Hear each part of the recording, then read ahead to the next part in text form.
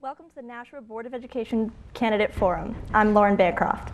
As a member of the Nashua High School North class of 2007 and a graduate from the Video Production and Broadcasting course, I'm honored to be your moderator today.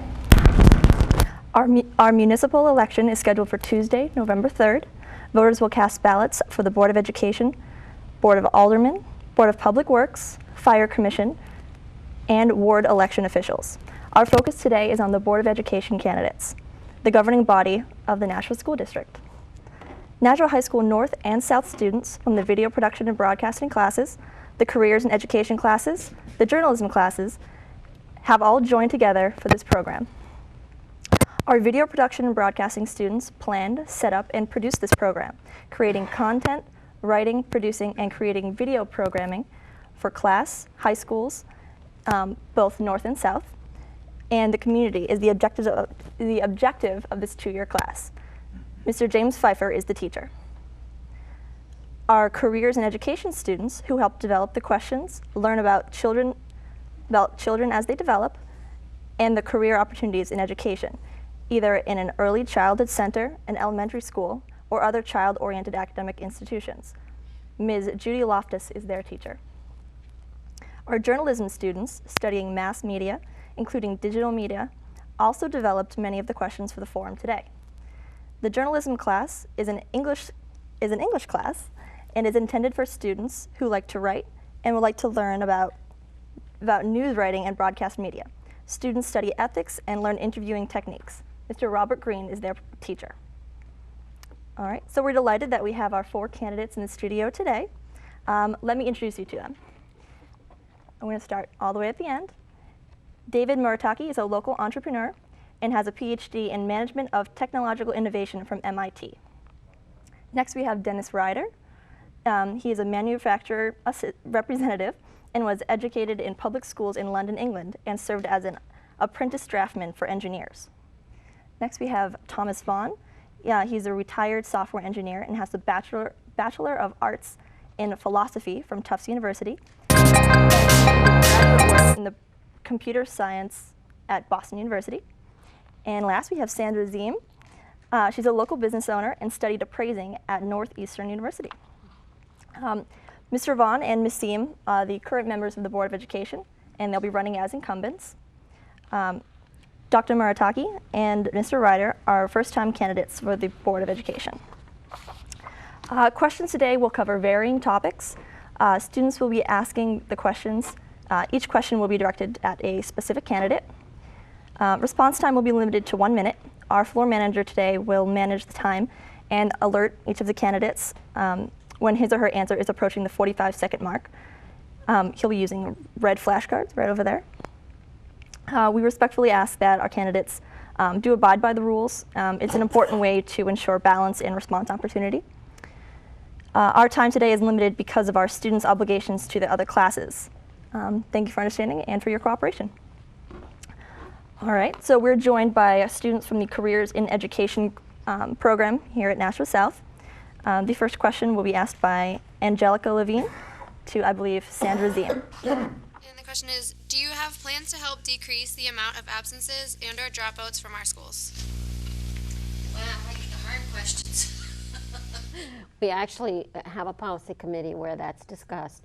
And in that committee, they invited, as you probably know, some of the teachers who had interest in that, and we're discussing how to do that. I personally would be in favor of, I think, cause without effect. I think you have to pay a penalty if you do things that you're not supposed to do. So I really think that we should tighten it up a little bit and be a little stronger on it. I think we should say to the kids, if you don't do this, this is what you will get, a penalty.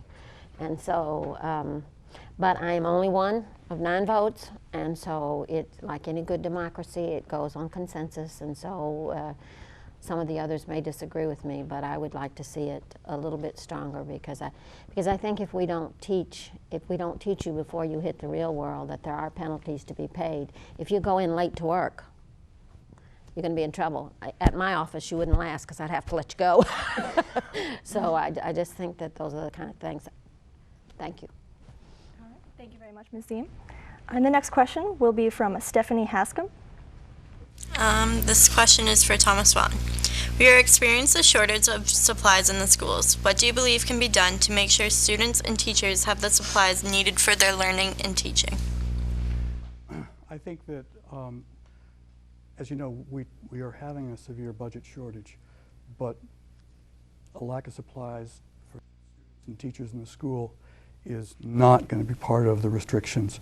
I know that we spoke about this last night, and there have been some measures put in place to try and reduce spending, and what Superintendent Conrad is going to do at the next principals meeting is to review that and to get an assessment from the principals about whether these things are affecting what you just said. The supplies, paper is one of the things that has really been a hot point, and if so, try and figure out what we can do as a group, as a district, to address the issue. So no, those will not be. All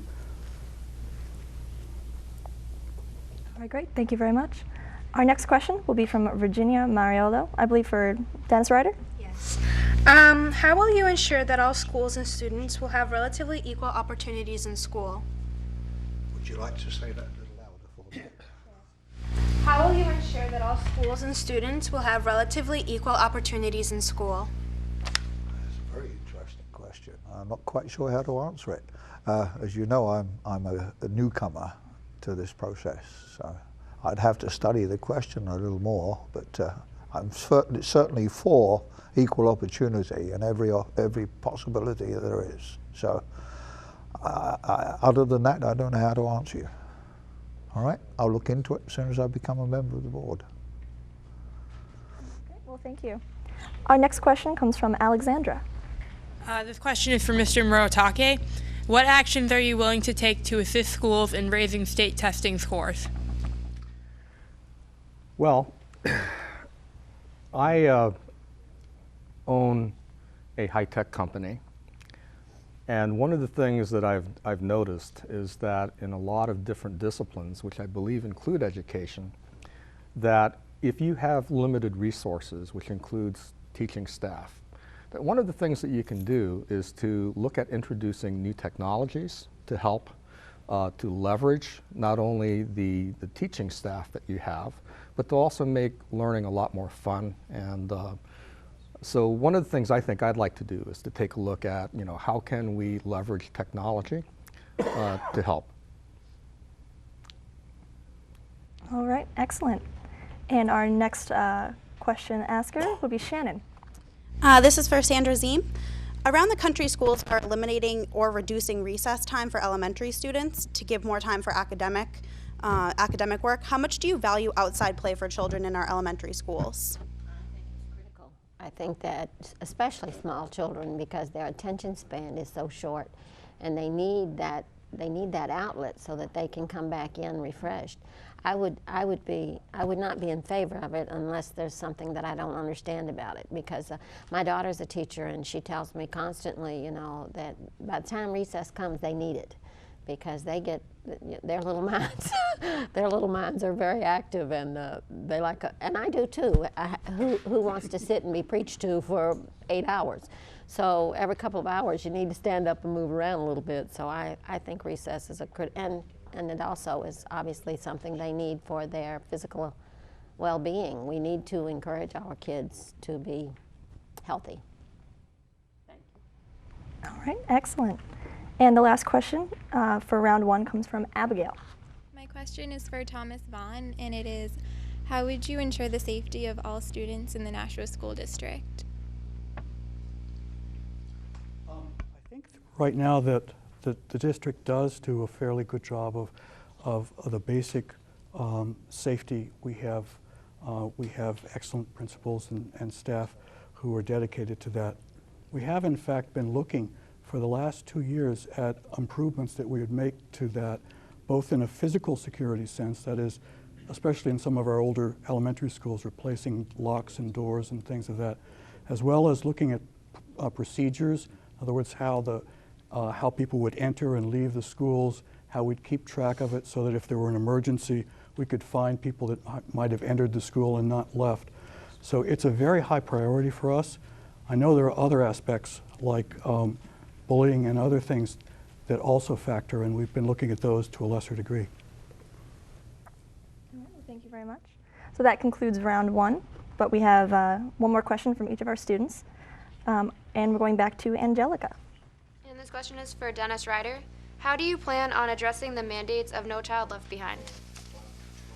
How do I plan on addressing The mandates of No Child Left Behind.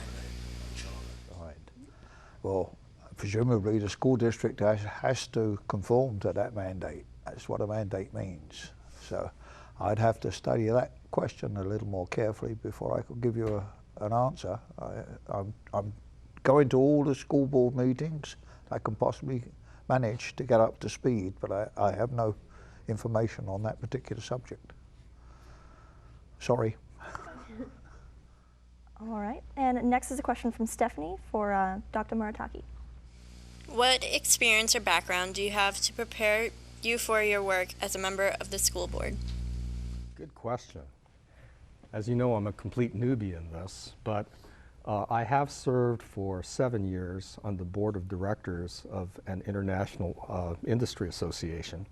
I was brought on board the board in order to inject some, more professional governance into the organization, and I think I managed to do that. The other thing too is that my my preparation at the MIT Sloan School with my doctorates also gave me a lot of training in the conduct and the organization and the stimulus of nonprofit organizations and government agencies as well, including fiscal control of government and nonprofit organizations. In addition, I've raised 4 kids and brought them through the Nashua High system. I've been a homeschool teacher, registered with Nashua for about 2 years with one of my kids. And I've also been a registered volunteer here for a number of years. Boy Scout leader, Cub Scout leader. I've even been a Girl Scout troop leader in the city. So. All right, well, thank you very much. Our next question comes from Virginia. This question is directed towards Sandra Ziem. And are there any cost-saving measures you feel the schools can take that have not been explored? Money is a real problem. As we're sitting here talking, my consensus is that without money, basically we're going to have a hard time improving the system. And we do need to improve our system because in some of our elementary grades we have as many as 27 students, which is really unacceptable.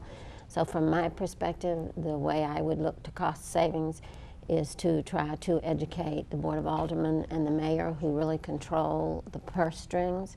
I think that it's our responsibility to make them aware of how dire these funds are and how they're affecting our students. And I really see it as a crisis, to be very honest with you. And every child needs to be able to read. And so, I think we've stripped bare, to be honest with you. As you know, I mean, when you start stripping the paper, I think you've gone to an extreme there.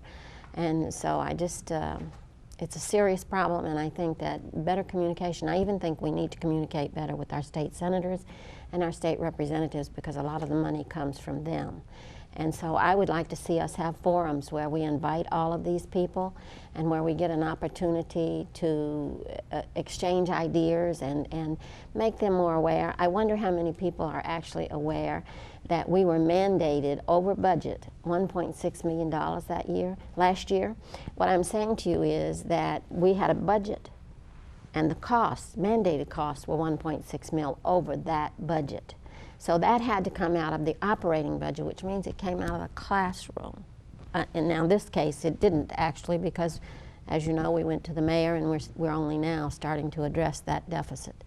But all of our citizens need to be aware of what we're doing to our kids, because my bottom line is every child needs to be able to read, and every child deserves an adequate education. Thank you, Virginia. All right, our next question comes from Alexandra. This question is for Thomas Vaughn. Currently, students whose primary language is not English must take the NECAP test. What systems or supports do you propose to help these students be successful not only on the tests but in our schools? Excellent question. I've actually been very curious as to why the regulations are very strict about what supports during the NECAP test we can provide to students who are non-native speakers, and they're very restrictive. I've never understood that. In general, we have been doing a good job, but we have been playing catch up on helping students that are non-native English speakers integrate into the schools and be successful. We have an ELL program which is how can I characterize it? We have an ELL program for those students who have severe language deficits. We have other programs that support students with lesser deficits in adjustment. Right now we have, I think, 50 different languages in the district. So there is a problem that can't be addressed by saying, let's just have a lot of Spanish classes. I haven't given you as much of an answer as I would like to give you, but I can give you the answer that there is a focus on trying to help those students and to do better in the long term than we have already. And Shannon? This question is for Dennis Ryder. What are your views on a full year school year or a 4-day week schedule? Are there any alternative plans for a length of school or school years that you would like the school district to explore? That's a very interesting question, and I can have some answer on that one. I've been doing some studying. One of the things that's bothering me is our students' status in tests against students around the world. There's no doubt about it, we're falling gradually down the list, lower and lower and lower. A good part of that is because we don't go to school as long as those other children. I think you should go to school longer. I know it's not a popular view, but I think you should go to school longer. I personally think that students in the high schools should not start school as early as they do. They should start about 9 o'clock, in my opinion. Carry on to about 5. That's the sort of school year that they have most of Europe. And I think you'll find that so in Japan and some of the Asian countries too. So I'm not for a 4-day week or a shorter school. I'm sorry if it's an unpopular view, but that's the way it is. I think we need to go the other direction, more school. Thank you. All right. And the last question from our careers and education students comes from Abigail.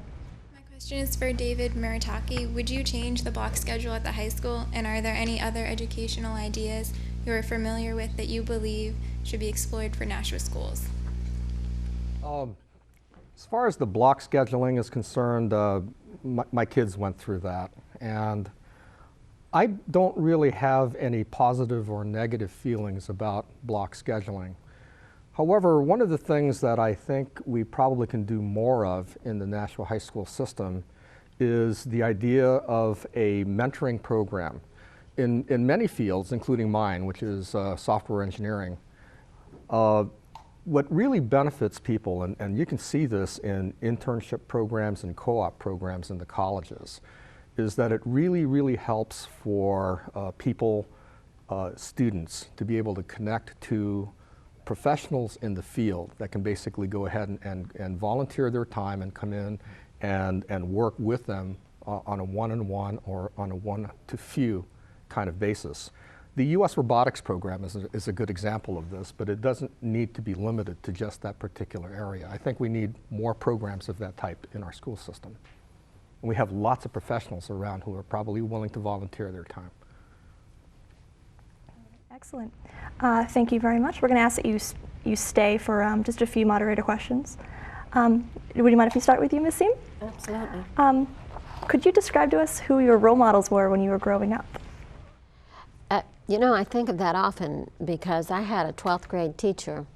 I can't even remember her name, but in my mind, she's as alive for me today as she was 45 years ago. She used to always, I can remember her saying to me, Sandra, you can do better than this. Why are you taking the easy road? And at the time, I was very resistant to her comments. But I can tell you, those comments have stayed with me for all my life. So I guess that's why I value a good teacher. I think a teacher has such an impact on the lives of our young people and on the next generation. I know you've probably had a teacher like that you can remember, that you related to and that you loved. And so I would say, yes, and I think in Nashua I have come to truly respect our staff. While we're not perfect, we have some wonderful professionals who do a great job with the handicaps that we give them. And there are, unfortunately, there are a few handicaps that they deal with. But I also have a pastor that I was, that played a tremendous role in my life, impressed on me having a value system and sticking by that value system. And so I've been very fortunate in my life. I like to hope now that maybe I can do that for somebody else, give back. Certainly not to those who gave to me, but pass it on to this next generation. And that's basically why I'm on the school board. Excellent. Thank you. And Mr. Vaughn, the same question. Well, this is going to sound a little geeky, I guess. But Geeky. When I was growing up, I was thinking as Sandra was answering that my heroes were Albert Einstein and Bertrand Russell, which was kind of maybe a little different. And I was particularly taken with Bertrand Russell and his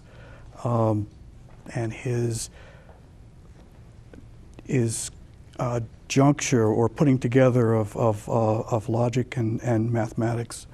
And I'm probably one of the few people who wrote off and asked for a copy of his Principia Mathematicus, 3 volumes of equations. I still haven't gotten through it, but it was something that wouldn't be something I'd look for. That just had, it's just the excitement of discovery and the excitement of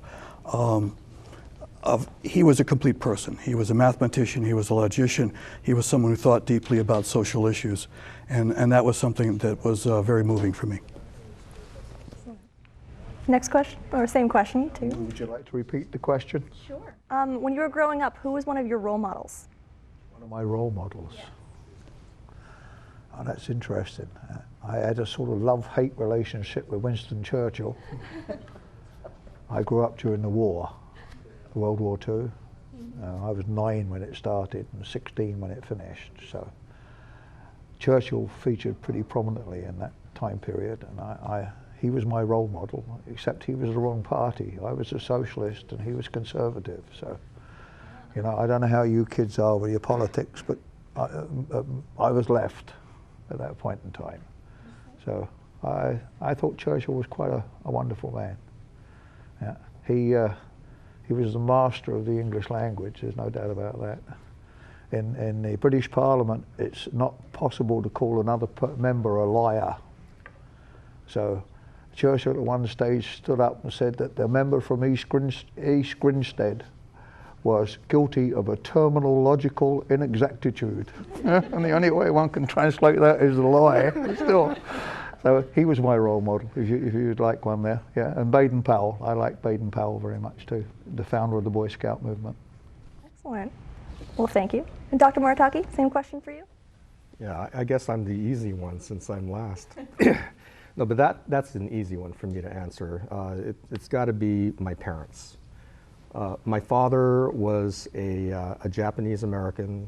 His 2 parents were Japanese, and they had moved to Hawaii to try to earn a living. And he was born in Hawaii, so he was both a Japanese citizen and a native-born American, kind of like Barack Obama. And he came from a very, very poor background. We were born in Kalihikai, which is a very tough neighborhood. And that's an area where, boys show how tough they are by how fast they can draw their switchblade knife and bring it into action. But he basically, tried to work his way through college, had to quit after 2 years, joined the Army, and then married my mom in Japan, and then she came back and didn't know any English, learned English, and learned to become a citizen of the United States. And those 2 people worked very, very hard. And one of those things that my father in particular told me was that this is America. It doesn't matter how poor you are. If you work hard and you study hard and you get a good education, you can have opportunities. And my father himself was a really good example. He managed to get his bachelor's degree in sociology when he was still working in the Army, and this meant that he had to work very hard, work late at night. And then after he left the Army, he actually went back for his master's degree, took a master's in social work, and then spent the rest of his career helping people. And that inspired me. It told me that if I worked really hard, and I ended up winning a full scholarship to college. I could have gone to either West Point or Annapolis or the Naval Academy, or the Air Force Academy. But I chose instead to convert that scholarship into a full scholarship at MIT, and et cetera, et cetera. So I think that that's definitely, he's my hero, my mom's my heroine. That's excellent, thank you. All right, we're going to take a short break now. When we come back, we'll be joined by students from the journalism course taught by Mr. Green. Stay with us.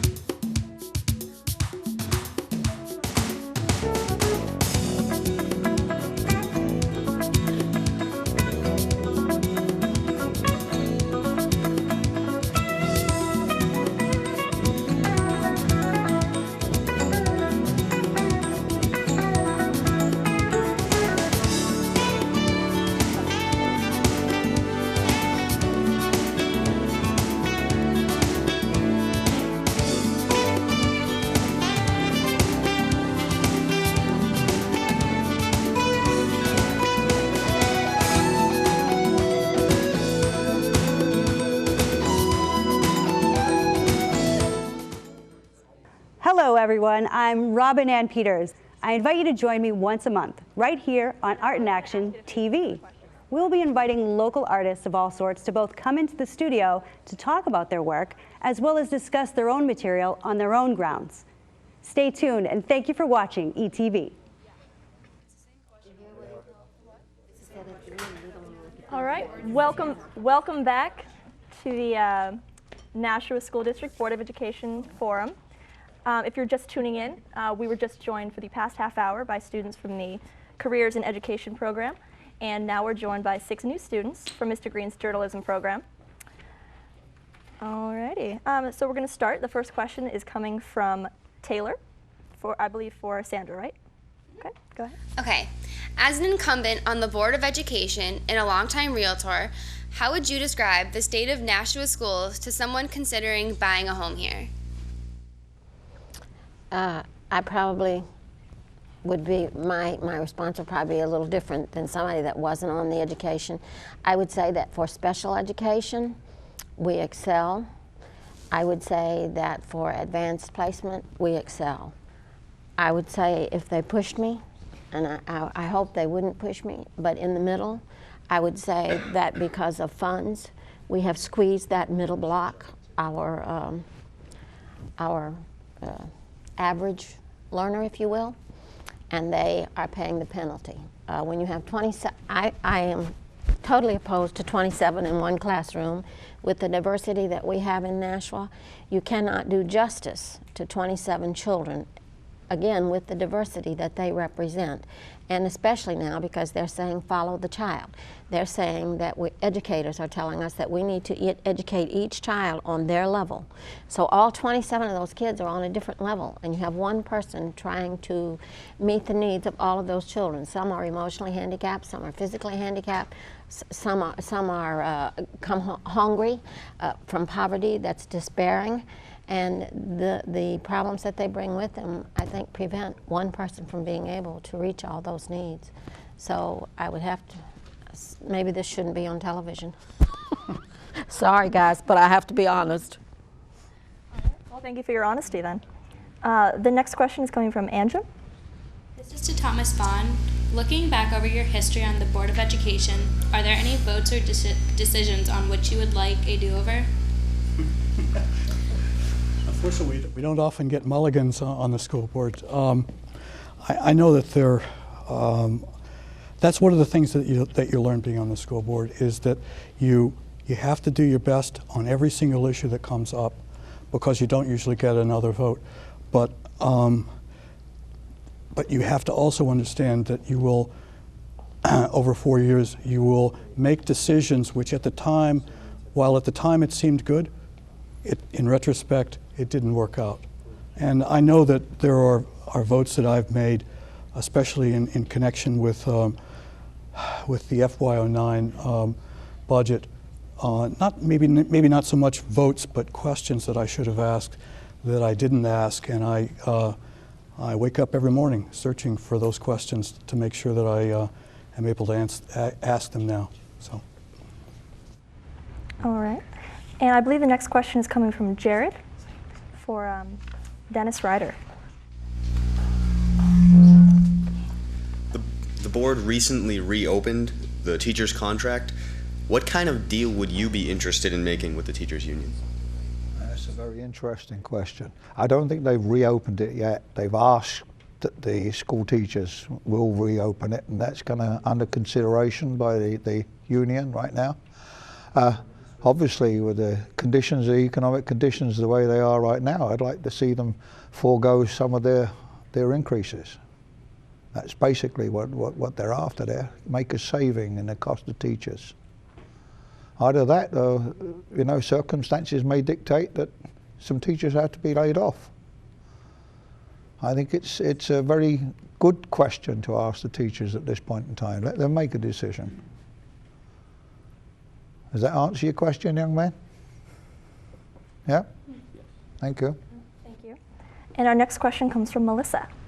This is for Dr. Maritaki. Your website shows you have a background in technology.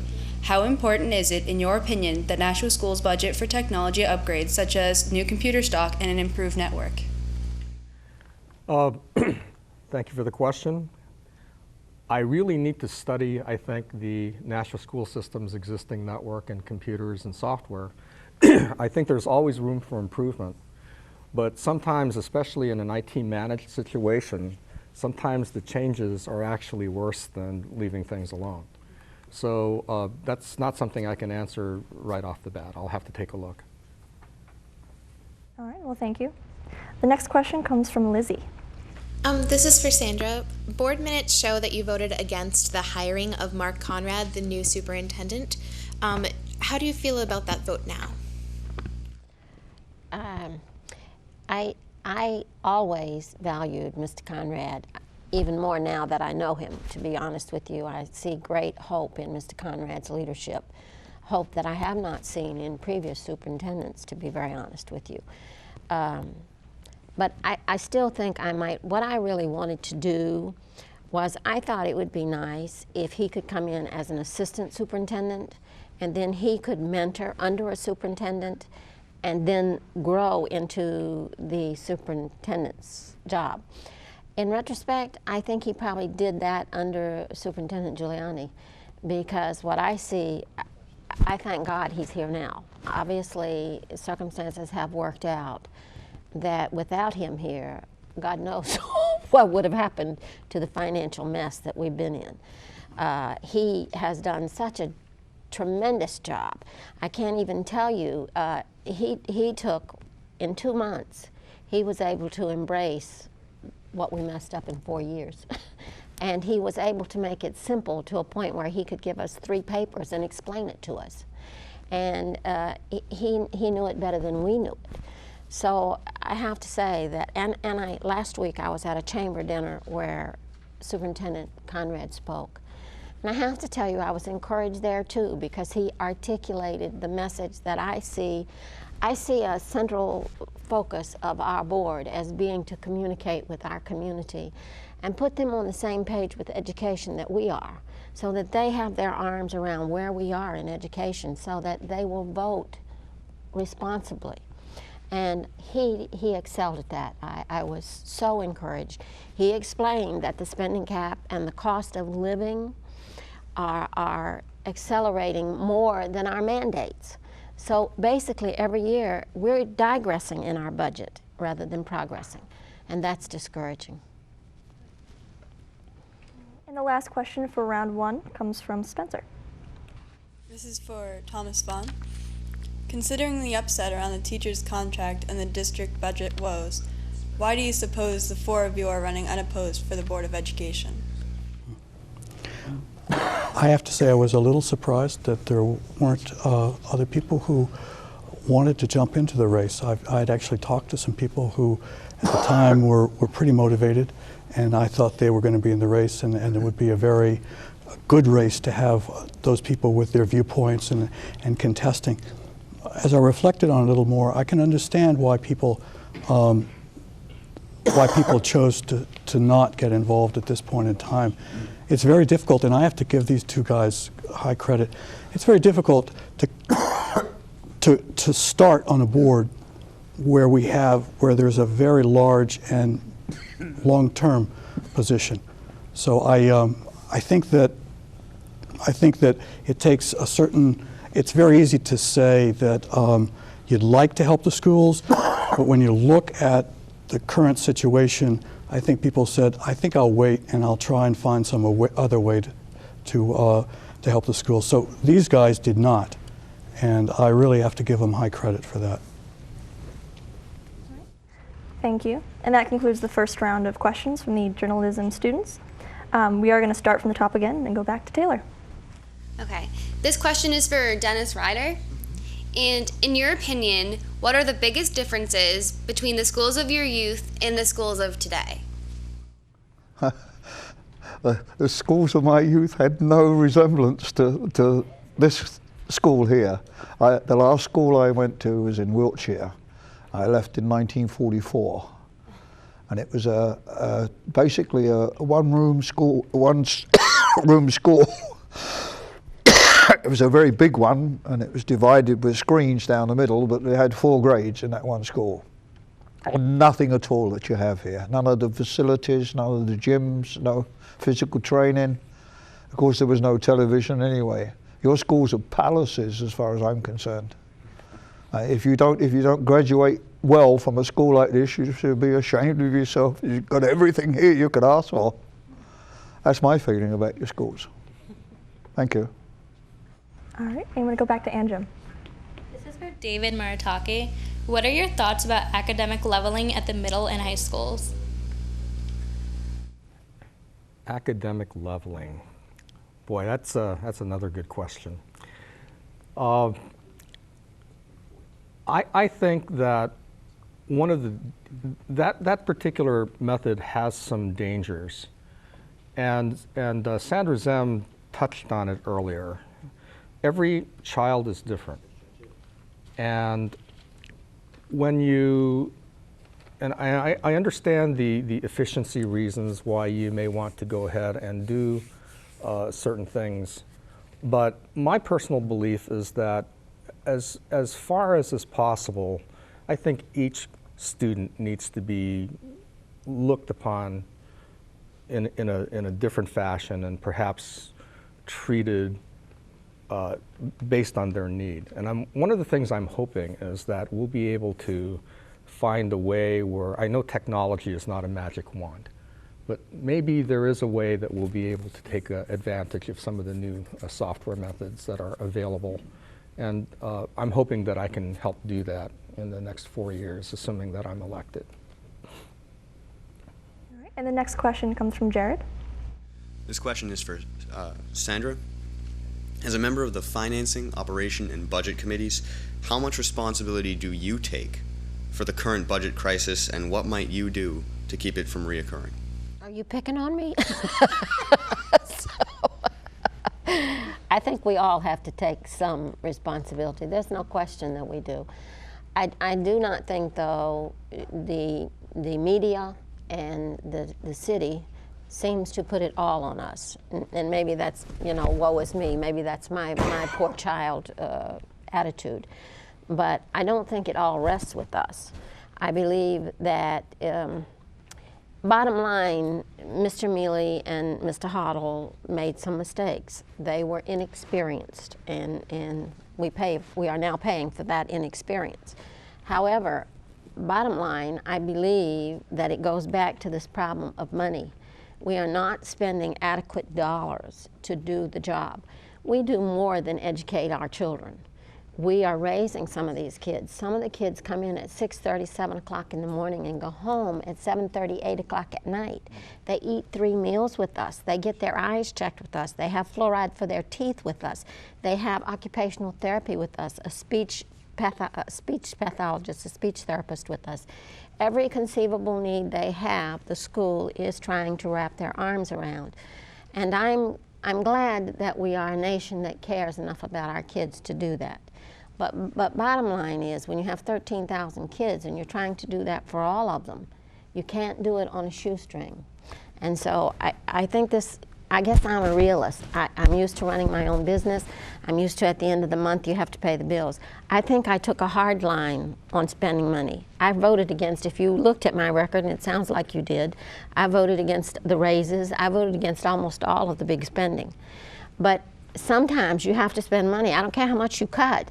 At the bottom line, you can't get $1 million worth of value for 29 cents. You just can't do it. And that's where I think we are. I really believe that we all need to have more honest dialogue. I want to see the city come together as a community. I want all of the aldermen and all of the school board to be friends with each other, to sit down and exchange ideas, not hostilities.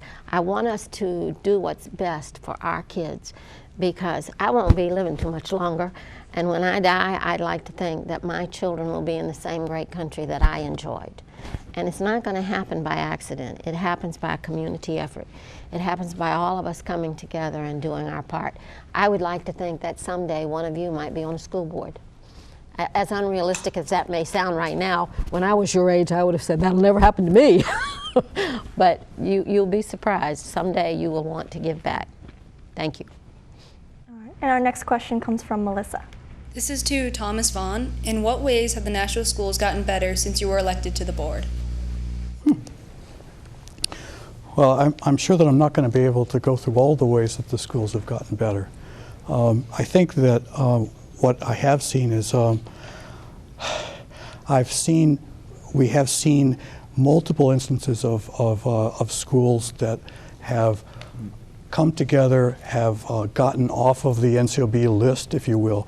And although that is, maybe just a check mark somewhere, the way they've done it is to work together to provide for their students.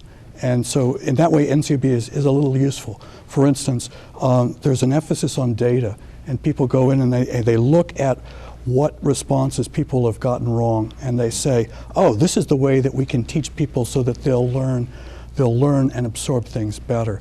And it's that kind of emphasis, that kind of spirit. And I wish there were a better, I'll give you one example of what I'm trying to get at. And I'm not saying that the board, by the way, is responsible for this, although it'd be great if we were. When we first talked about the budget deficits with the staff at South, one of the things that they were talking about student positions that were going to be deferred, can't do this, can't do that. One of the positions was an administrative position for the IT people, and it was a real blow to them because it was a position they needed. And another administrator spoke up and said, oh, okay, we can help you out. And so I think that in some sense, being in a crisis like we are brings people together. But I think that there is that spirit of wanting to do the right thing and wanting to do the right thing for students that is really at the heart of what we're doing right and what's going right. Thank you. And our next question comes from Lizzie. This is for Mr. Dennis Ryder. What are the top 5 policies or procedures you'd like to change while serving on the school board? That's another difficult question for me to answer. What policies I'd like to change? Yes, policies or procedures. I don't have any at this point in time. I'm going to be studying the situation, see what comes up. I'm certainly going to go to policy and procedure meetings to hear what's going on. I haven't seen anything controversial in that area. Do you have questions there? Do you students have questions on policies and procedures? Nothing particularly. I was just wondering about your viewpoints. If I am elected, I very much hope to be open to all students. If they have questions or anything like that that they want to direct to me, I'll be more than happy to take up the calls on their behalf. But at this point, I can't answer your question one way or the other, dear. I don't know. Oh, thank you. Bye. Would any of the other candidates like to give a response to that question? Sure, I'll take a whack. I know I'm new, and there are a lot of things I need to pick up, but as a longtime parent, you know, I've moved here with my kids in 1982, and all 4 of my kids have gone through the Nashua school systems. Both my wife and I were registered volunteers with the school system over the years. And both of us noticed the same thing, which we discussed with other parent volunteers or people who tried to volunteer. And each of these parent volunteers and other interested citizen volunteers spoke that it was extremely difficult to try to get in here as a volunteer. And so one of the things I think I'd like to take a look at is, you know, how can the Nashua school system, first of all, involve the parents more, especially in the role of volunteers, because many of the parents here in Nashua are very well qualified. Some of them are even qualified as certified educators. A lot of these parents may be willing to donate their time, which would of course save the city money, minus the administrative costs of managing volunteers. The other thing is that I've noticed that, again, I think I mentioned the U.S. robotics or U.S., the USA First type of thing. Why can't we do that with more? You know, for example, if you need new equipment like new treadmills, is it possible for us to ask for philanthropy to help in that area? Another question previously was on the IT system.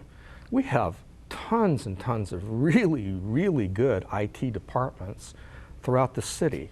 I'm just wondering if it might, if any one of those companies may be interested in possibly donating some effort to come in and, take a look at the IT system here and possibly even make recommendations, based on their professional assessment.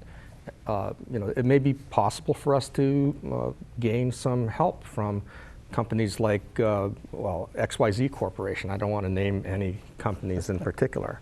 I know that as a business owner, I'd be happy to, donate some of my own time to go ahead and see if I can help.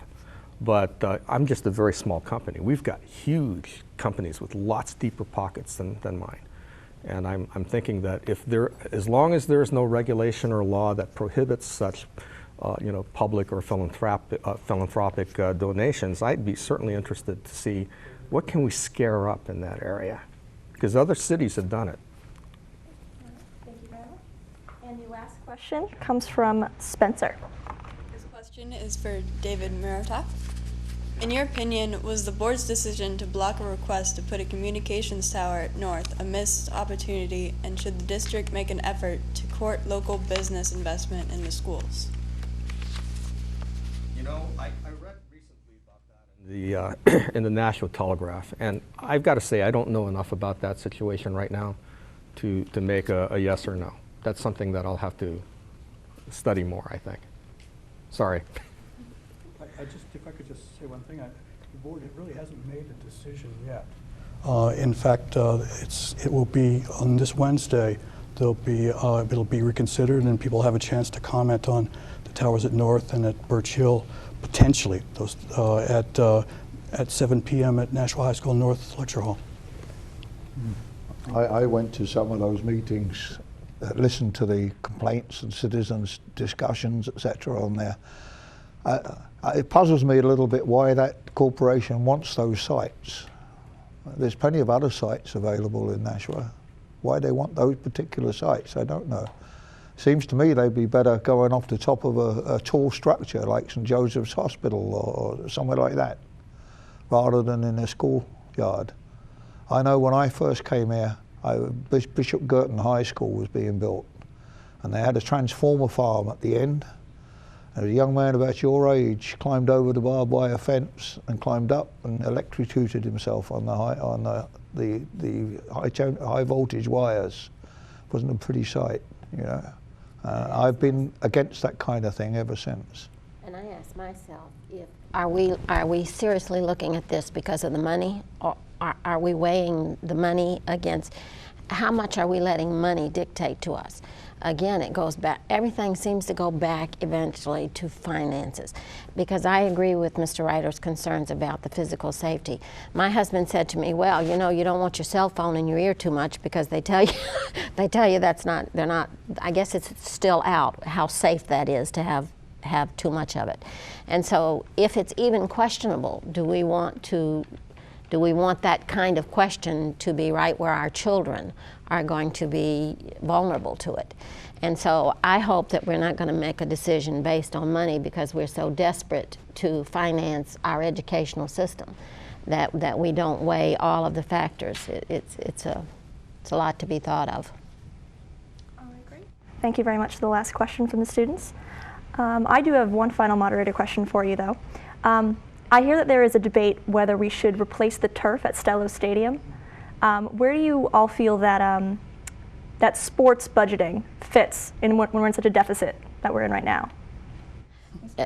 Yeah, you shouldn't start with me. I'm always the controversial answer, because I would have to say to you that because I see our finances as so dire, if it comes to a choice between teaching a child to read and teaching a child to throw a basketball in the hoop, I have to go to reading. And so while I think sports are a wonderful thing, and while I think we need to encourage it and to encourage team play, which I think sports teaches, there are certainly things, and we have a wonderful athletic director. But I also have to say that I don't see, when you were talking about the policy question, I was going to say one of the policies that I would like to see changed is that capital improvements come from the city. We have 22 schools, and maintaining those buildings comes under our perusal, but the money for it comes from the aldermen. And so many of those aldermen have not been in all of our buildings, and yet they are going to decide what improvements these buildings need. And so money is always the root of all evil, as they say, I guess, and to me, we have to weigh everything. When we're making decisions, we have to look at the whole picture, and my primary focus is teaching every child to read, because I had a friend who would go into a restaurant and he couldn't read the menu, and so he'd say, I'll have whatever Sandra's having. How sad is that? This man was in his 60s. And he told me he had made every effort in his later years to learn how to read. But once those young years are gone, the chances that you're ever going to go back and learn are very slim. So I think we need to do that. I guess that's telling me it's my time to stop. Too much hot air. Sorry. So I'll take a crack at it as well. Specifically about Stellos, we had discussed Stellos last year. The request had come in that we to replace the turf at Stellos last year, and we were struggling last year to find the funding to do that, and we pushed back a little. We said, well, is this a safety issue? In other words, will people be injured if we don't replace the turf at this point? This is a question we asked last year, and people said, no, it's not currently a safety issue, though it needs to be. It may be.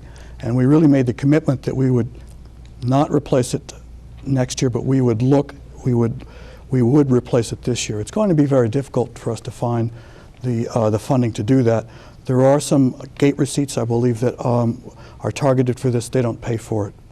But we will have to find a way to do that, and we may have to go and ask for further support from the city for this. I don't know how we'll do it, but we will have to do that. More generally, I may have maybe a little surprising, but I take a different view on sports. I think that, I know that a lot of people think that there are academics and then there are sports, and sports are great, and if as long as you're doing okay on your academics, then you can go outside and play. And okay, to an extent, I'm there. I like math a lot better than I like football. I'm probably a little better at math than I am at football, okay? But there's really important lessons that come from sports. People, I'm gonna take 10 seconds because this is really important, okay? There are lessons that people learn from sports that you're not gonna learn in the classroom. You learn how to work with people under pressure, intense pressure. You learn how to be part of a team, and you learn how to excel as an individual and still be part of a team. And you learn those better at sports than you do in other places. So I think those are really, really critical things that we can't just ignore. We have a very, very creative athletic director who has some terrific ideas about how to get out of this bind between sports versus sports versus academics, and I think we will be able to do that. I'm sorry, I just felt like I had to take that time. Okay. Thank you very much, Mr. Vaughn. Any last minute comments, Dr. Martaki or Mr. Ryder? We're running short on time. I'm not familiar with this turf situation there. I went and looked at it when they were thinking of buying it and examined it quite carefully. But I wonder, knowing that this was only good for 9 years, why there hasn't been some kind of fund set on one side to replace that turf over these years. I believe you charge admissions for some of these games. Valid question. Yeah. Why on earth some of that money wasn't set on one side to look after this contingency when it came? We knew the turf wasn't going to last any longer than 10 years. And Dr. Martaki, anything? I side with Sandra. If you have issues where you are scrimping on paper and thinking about laying off teachers that you need, I think that the school board, your parents, and the taxpayers are best suited by focusing the limited resources on educating. I believe that athletic program, at least to a limited extent, should be part of any balanced educational system. But as far as learning teamwork, my kids went through CYO, cheerleading, and there are plenty of non-school related competitive athletic teams that are available in the city of Nashua. So if you don't have an opportunity to participate in a team play system here at the public school systems, then there's all kinds of alternatives elsewhere. Great. Well, thank you all very much for joining us today. Just a reminder to our viewers that you'll be able to go and vote for the Board of Education, the Board of Aldermen, the award election, and the Fire Commission on Tuesday, November 3rd. If you are 18, you can vote, and we really do appreciate you getting out there and participating in the democratic process. So thank you to all the students who joined us today, took time out of their busy schedule today to be with us. Students from the Careers in Education, Journalism, and Video Production courses here at Nashua South. So thank you very much for joining us, and don't forget to get out there and vote. Thank you.